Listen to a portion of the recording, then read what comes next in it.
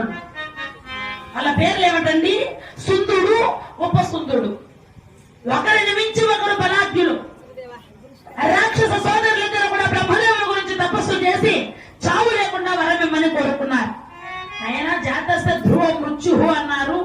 పుట్టిన ప్రతి ప్రాణికి మరణం తప్పదు, మరణించిన ప్రతి జీవికి జననం తప్పదు.